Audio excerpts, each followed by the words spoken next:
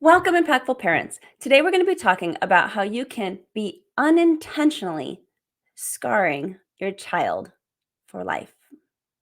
Hello, my name is Kristina Campos. I'm founder of The Impactful Parent, and I help parents of school age children who want to stay one step ahead of their kids to turn their chaos into connection with their adolescent. I'm a mom of four, a teacher that taught every grade from preschool through high school. And today I help moms and dads like yourself to navigate that exhausting, confusing, frustrating, but rewarding world of parenting. So, welcome to The Impactful Parent. And today I have my co host with me, Rodrigo Bravo. Rodrigo is a co parenting mediator out of the state of Texas. He's a parenting coach, and he is a dad of two boys. Rodrigo brings a dad's perspective onto the Impactful Parent stage to give you even more expertise and an added perspective on our parenting topics. Thank you for being here, Rodrigo. We got a great episode today.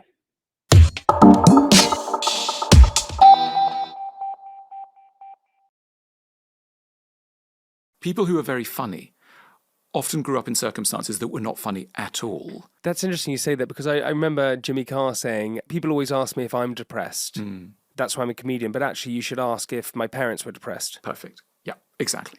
I mean, very often the wit of the child is there to ward off the parent's depression. Really? Children come into the world, and all of us are honed by nature to figure out, what do I need to do here to survive? In some families, you need to excel academically. In some families, you need to fail academically. In some families, you need to be very witty. In some families, you need to be invisible. Why would you need to fail in some families? Oh, well, the classic one is parental envy. Some parents are hugely envious of their own children, and they cannot bear that their child, who they've put on the earth, should be happier than they've managed to be.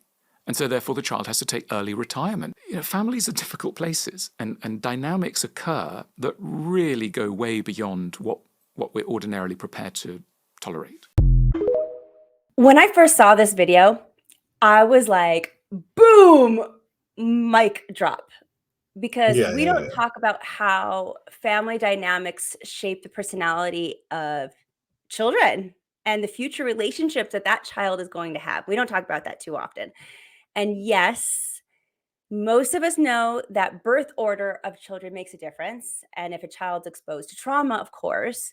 But I love how this guy, his name is Alain de Button, and he breaks it down into the simplest form and says that we all just subconsciously think, what do I need to do to survive in this context? And so that it just opened my eyes to so many things in my own life when I saw this. And then I started thinking about my kids and all that, it just like trickles down. So I'm going to ask you, what personality traits do you possess because it was a coping mechanism or a survival skill? Like, what did you need in order to survive in your own childhood? And I'll go first. So for me, I am constantly thinking 10 steps ahead. I have a very difficult time living in the moment and enjoying the now, the present. Like I just do. And I say blame that. I contribute that coping skill that I had to having a dad that I never wanted to make upset, that I was literally afraid of his temper. Because I come from an age where, definitely there was corporal punishment, spanking and belts and things like that. So for me, my way of learning to cope was thinking of every single possible scenario that might happen in any situation, and then trying to pick which is the best option for me. So I'm 10 steps ahead in everything I do, even to this day. And sometimes it's actually to a detriment, and I hate it because I want to live in the now. I want to enjoy things at the moment, but I have a really, really hard time with that because I'm always thinking about even like, well, if I relax right now, what's that going to mean for later? If I can let down my guard right now, what's that going to mean for later? I mean, I just cannot get it out of my head.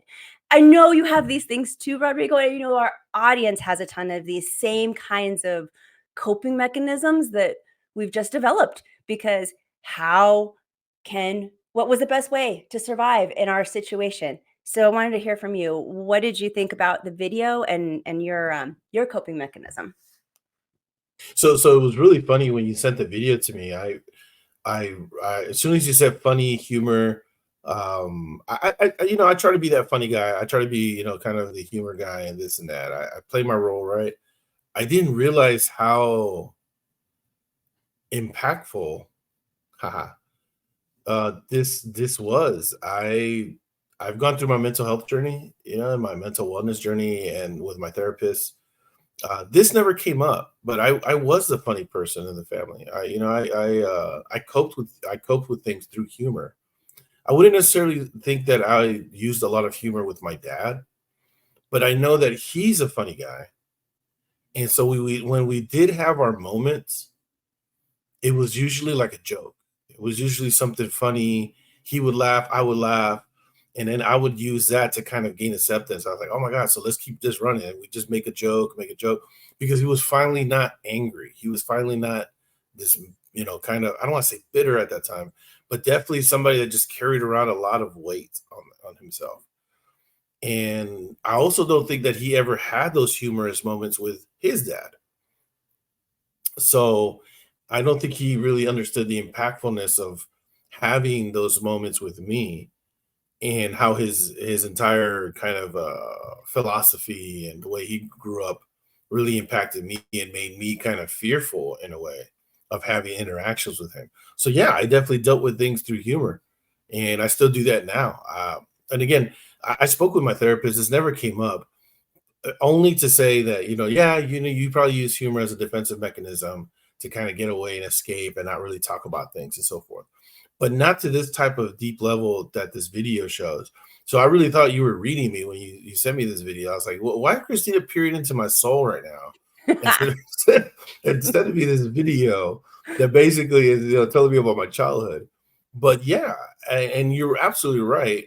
I love what you said about this perpetual anxiety that continues, that never stops. And so you're just walking around and you can't enjoy the moment. Why? Because you're kind of fearful what's going to happen next. So and instead of like celebrating what did happen, you're just thankful nothing went wrong. But then you start immediately thinking about the next issue that could go wrong. Oh And my God, that it is just, it right there. That I I'm couldn't telling have you, articulated it like that. And that's yeah, it. I yeah. can't, that's why I can't enjoy the moment. And that's wild, right? Because you should be able to enjoy the moment. You should have these victories. You should kind of reflect and say, hey, I did that shit. Say this is dope, this and that. But you're so stuck in that frame, in that cycle, that you can't enjoy the victories. And more than anything, you'll definitely reflect on the losses or the defeats. And it's so wild how we do that and how we're programmed because of our childhood. There's so many different things that happen in this video, and we'll definitely discuss it. But I thought it was very interesting that you started off with the anxiety, because I think that's exactly what we're really kind of coping with and dealing with, and what we don't want our kids to deal with.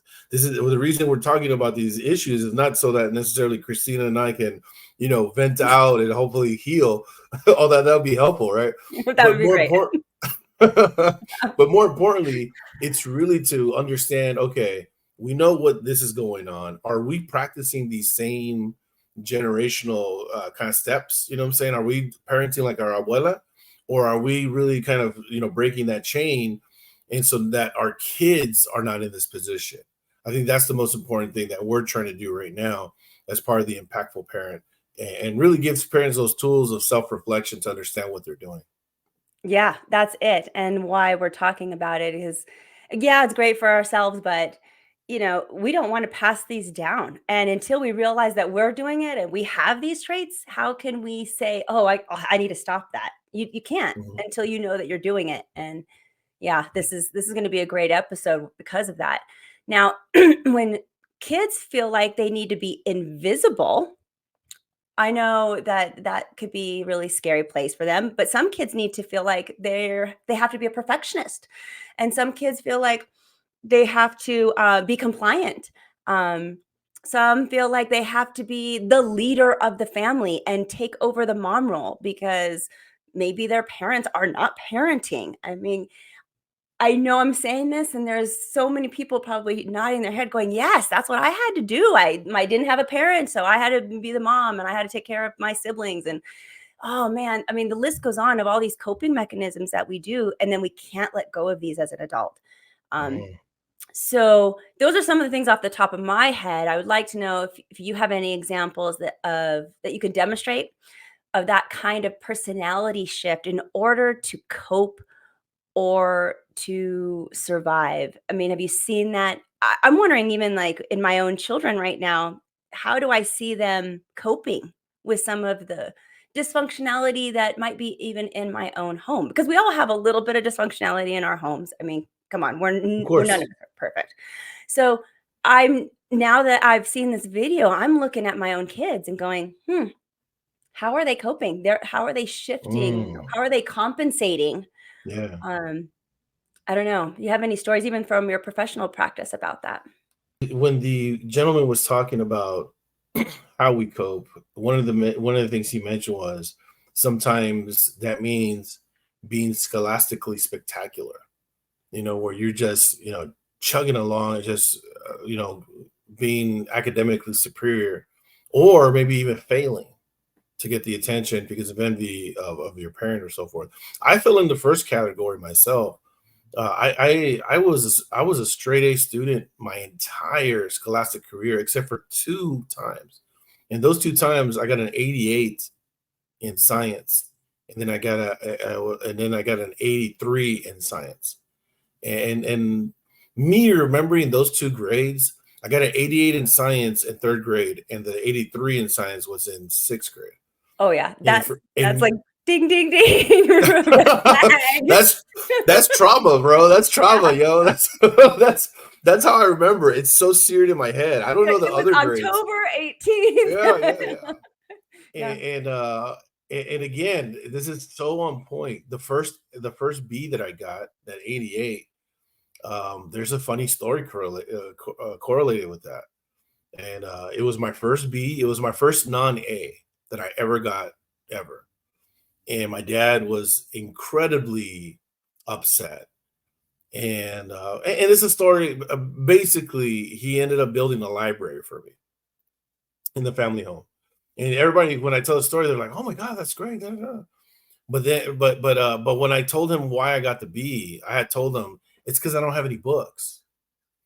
So he built me this library, and we bought all these books, and we're going through this entire journey. It's a great story. I'm not going to tell you the whole thing, but at the end, my dad shows me the library with the new World Book Encyclopedia, leather bound, gold foil on the sides, the young health science library, a bunch of books that we bought at the Segunda, at the thrift store, all this stuff, and it's a beautiful library. And then he does that, and then I tell him thanks, Dad. And he leans in and he tells me, now you have all the fucking books you need. Oh, that's pressure. Oh, And I was like, holy shit, like this moment that I thought, like, okay, like my dad's like, he heard me, and I felt seen. It wasn't. It was more of a retribution, more like revenge. That my dad said, like, oh, you say you need books? I'll give you all the books you need. And he said it was such a bite, that it stung. And yeah, I love the books, but then the books ended up being a tool of oppression for me. And I just want to clarify. I talk a lot about my dad, and there's a lot of trauma there. I love my dad. Okay, I give him a lot of grace over grievance because my dad was raised a certain way in Mexico, in Guanajuato, and I don't blame him. My dad loves the way he loves because that's the way he was taught to love. And yes, that doesn't mean I have to I'm gonna put up with some of the stuff he does, but I definitely do put up with a lot of stuff he does because I know that he doesn't know how to express that love. And so I take it the way it comes. But growing up, this is what I had to go through. And then the second time that I got to be, that was definitely a much more traumatic experience, not humorous at all. And it was a wild experience. It was just very, very wild. But it's so seared in my brain that I remember saying, like, I'm not gonna put my kids through that. And so I made sure, like, when academically, like, hey, I want you to do good at school. I'll provide what y'all need. Let me know, what the tools you need, this and that. But I silently put that pressure on them because I would tell them how good at school I was. And I didn't even realize I did that till later on, till my own son told me that.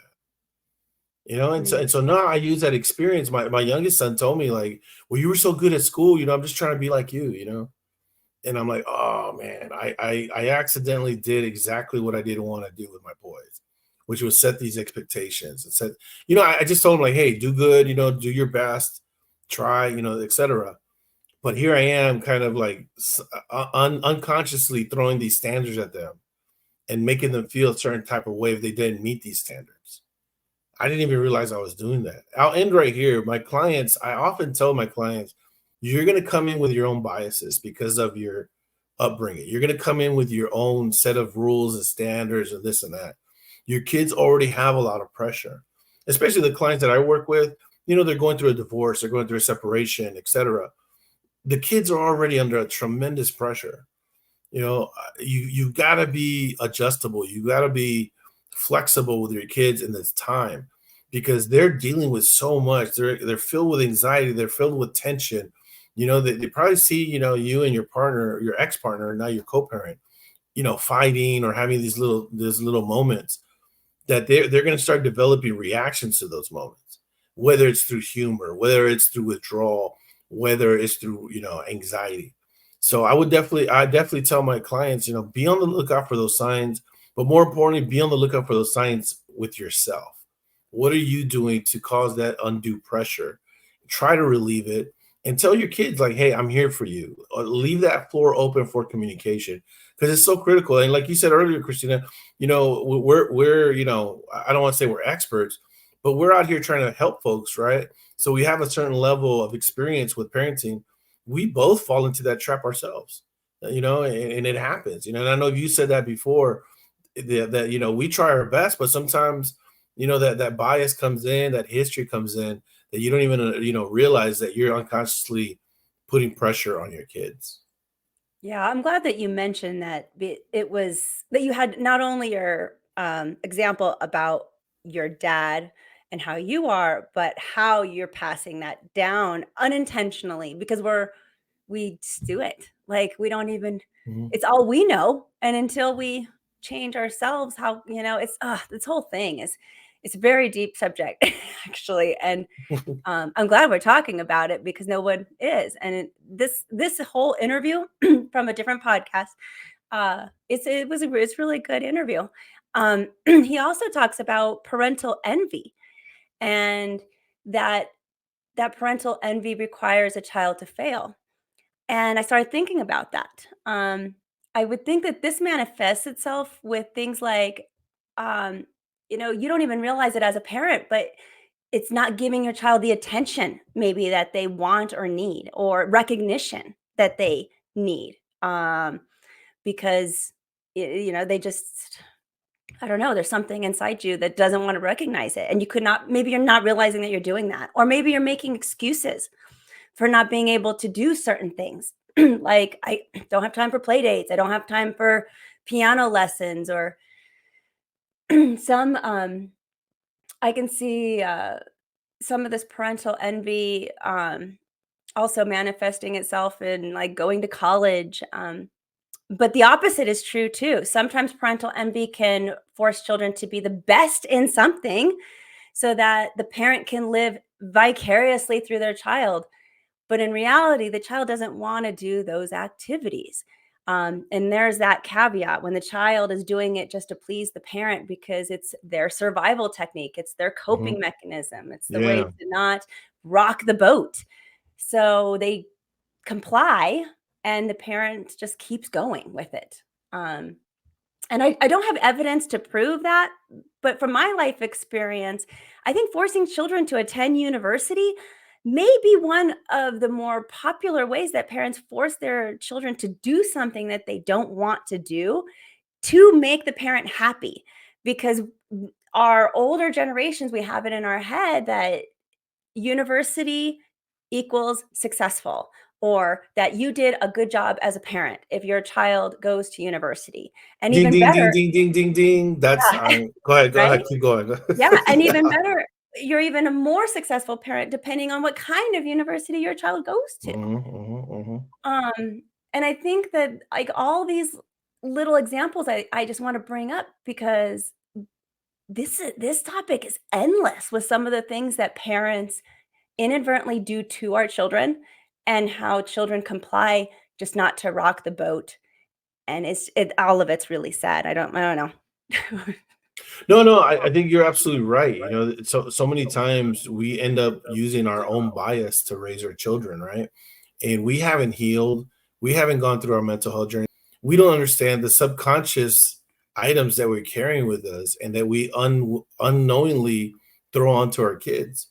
That's a great example, and I see that with my clients quite a bit, where they're setting up their college fund for their kid and this and that, and they talk about, oh yeah, I want my kid to go to Rice University, and they're interested in astrology. I've been buying them astrology books and this and that, and then I tell them, okay, your kid's only 4, and, and I'm like, hey, look, this is great. I'm not against like having plans for your kids and so forth, but you're being super specific. What if your kid doesn't want to go to Rice University? What if your kid doesn't want to be a rocket scientist? What if, there's all this, kind of decisions that you're already making for your kid. And you don't know what your kid really wants, and they're only 4. I'm not against planning. I'm not against aspirations. That's great. But again, there's consequences to that. And one of the biggest ones is you end up putting these undue pressures and expectations on your kids. I told that to the client, and I shared the story to my client. My first 2 years at the University of Houston was pre-med. And this whole time I grew up, and my dad would go, "Oh, my son's gonna be a doctor, this and that." I realized my senior year I wanted to be a teacher, and I took the 2 years, and then eventually I told my dad, hey, yeah, I want to be a teacher. Oh my God, he was flabbergasted. He was like, "What the why?" And so a lot In of a times, negative way? Like, he thought the oh, teacher absolutely, like absolutely, you're dumbing down. yeah. I'm Mhm. stepping down, and that's a great way to put it, because many times, especially as a son of immigrants, success is seen as linear, and it only goes this way. And so my father, he's a smart guy. He actually had a visa to come over here to the United States to study as a student. And so he did that twice. He went back to Mexico. My mom didn't have the proper paperwork. So my dad crossed with my mom, undocumented, through El Paso. So my dad, his dad dropped out in like 8th grade. My dad dropped out of high school and then came over here, was a student, then went back. So obviously the next step for him was, okay, I need my son to go to college. I need him to go to school. And so for me, the pressure was going to an Ivy League school. And there was a lot of pressure. I even, did an interview with a Harvard alumni down in the northeast of San Antonio. It was my first time stepping into a home that was architecturally different. I had glass and all this weird stuff. Anyways, my whole point with all this was, I was getting pushed in a direction that I didn't necessarily think I wanted.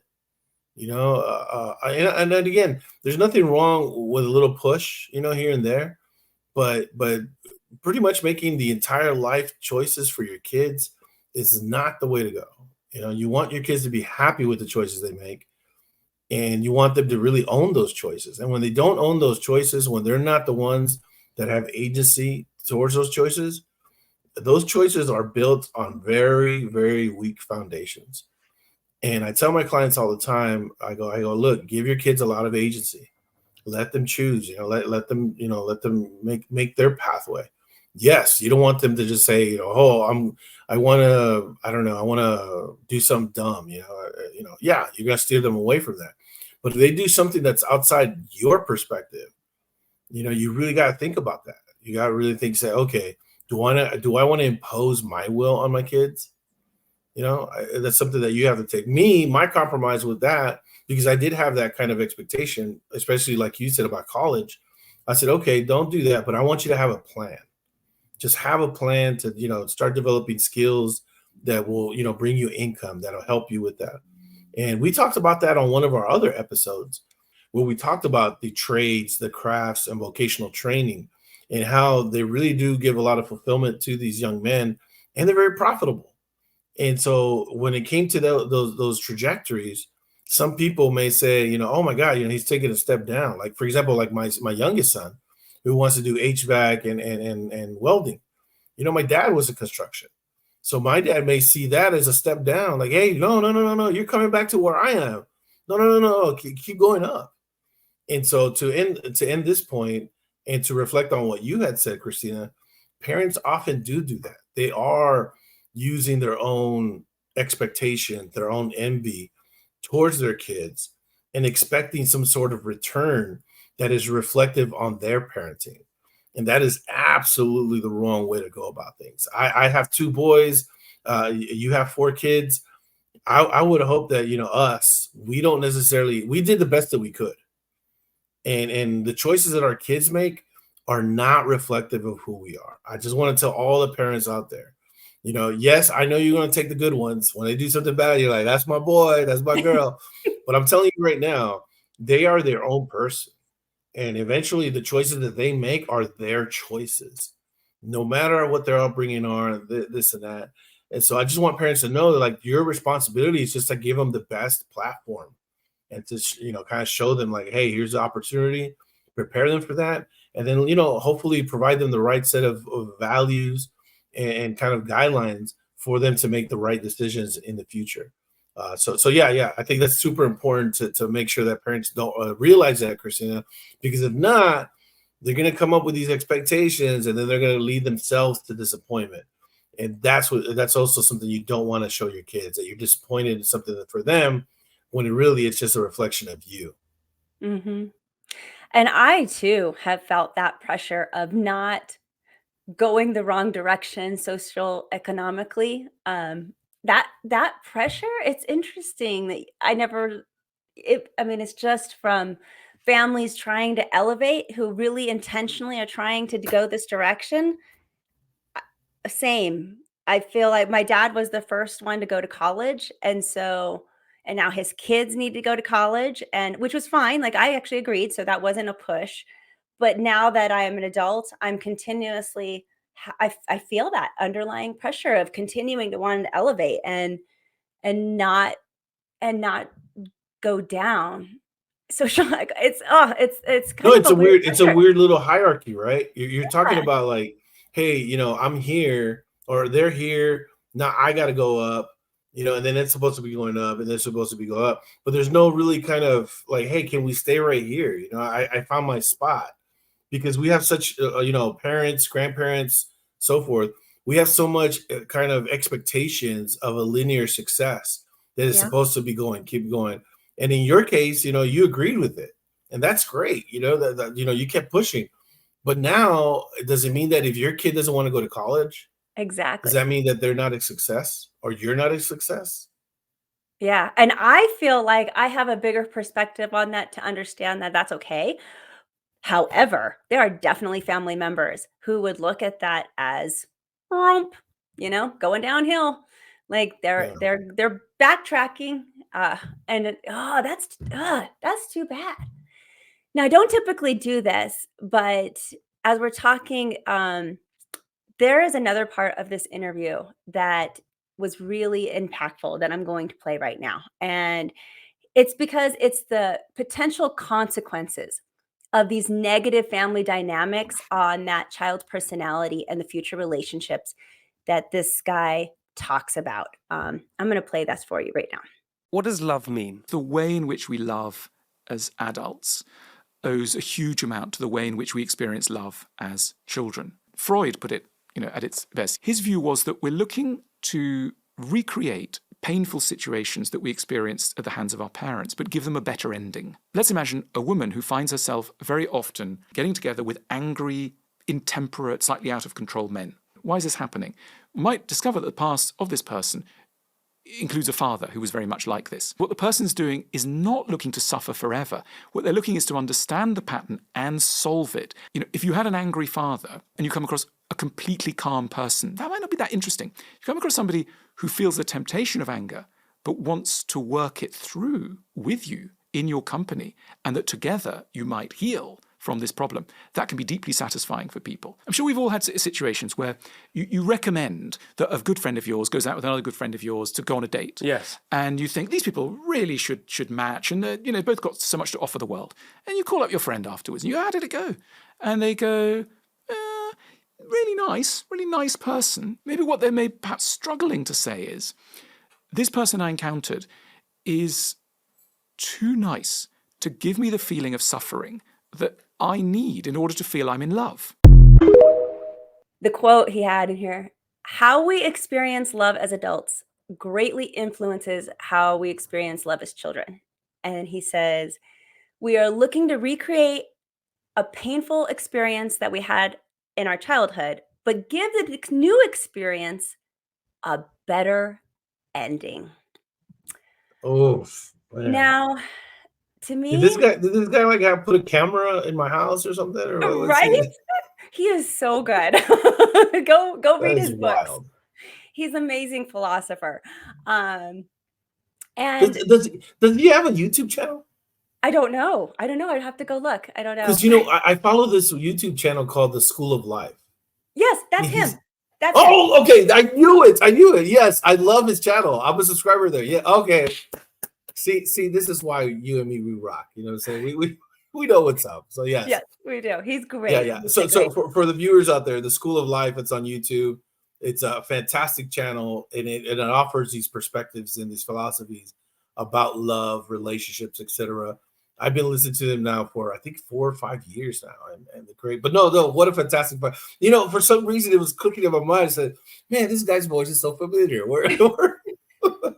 Okay. Yes, you follow him. Yeah. Yeah, no, he's that good, and I do recommend him to all of our audience.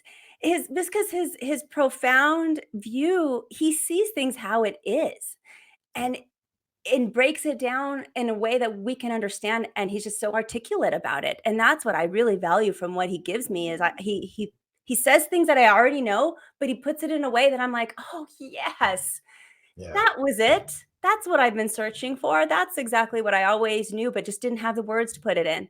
Mm-hmm. This guy does that. Even with this subject, because he's saying like that the attraction that you're having is to understand and solve a problem that from possibly your childhood to give it a better ending. So I love his example of this person is too nice to give me the feeling of suffering that I need to feel that I'm in love. Oh, that's woof. like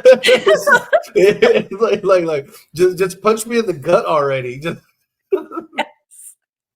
Yeah. Yes, but I do this. Can I tell you, the men that I choose in my life, they are, I mean, we always say the women pick their dads.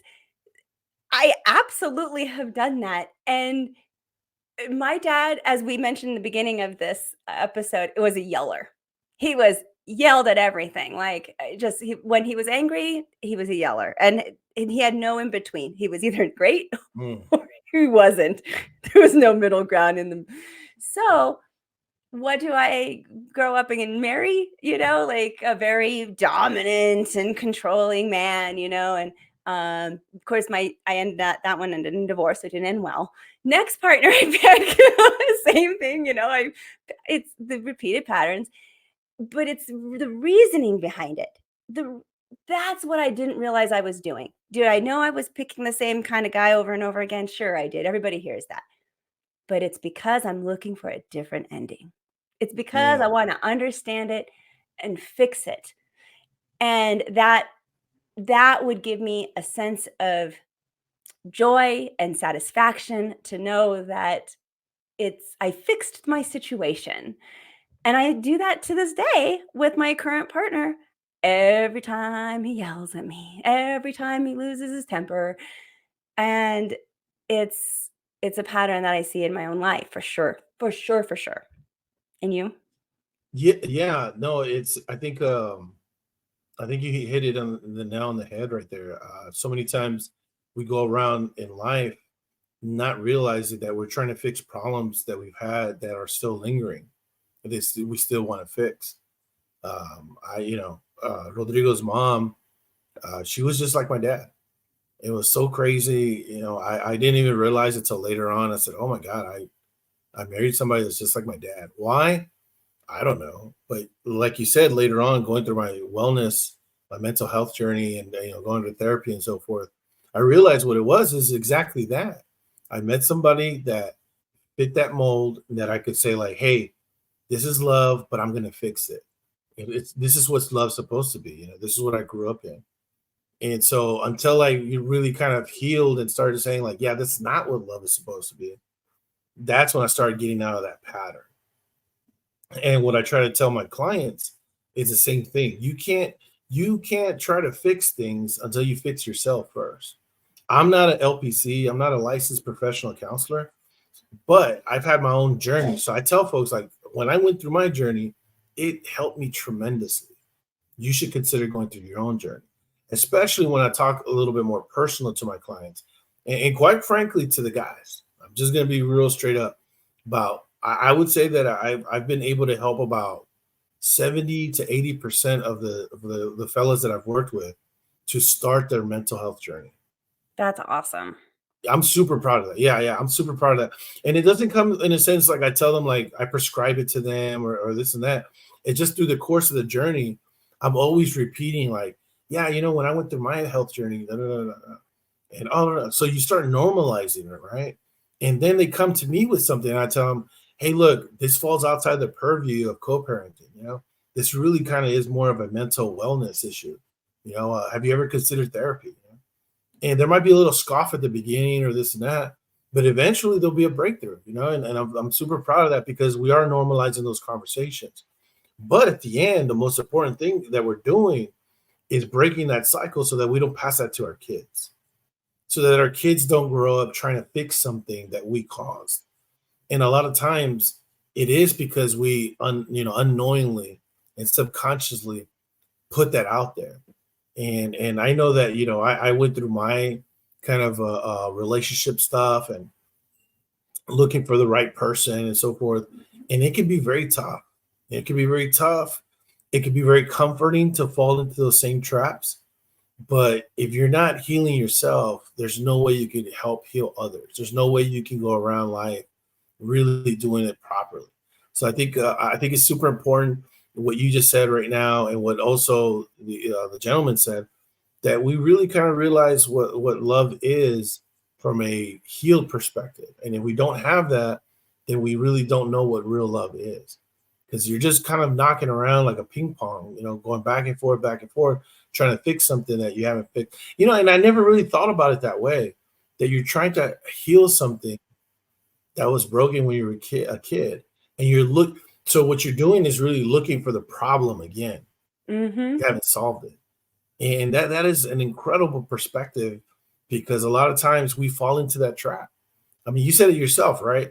Like, hey, I know the type of guys I'm dating, but why is that? And it's like, and so for me, it's the same thing. It's like, okay, I know the type of women I'm dating, but why? And attraction is attraction. Like I can't make myself be attracted to somebody who I'm not, that's just, and so you do have to kind of break it down more than, yes, I know I'm keep dating my father over and over again. Like, okay, that's great. But when I saw this, now that gave me reason behind why do I keep dating my father over and over again, so I was like, yeah, oh my gosh, I'm trying to heal a wound.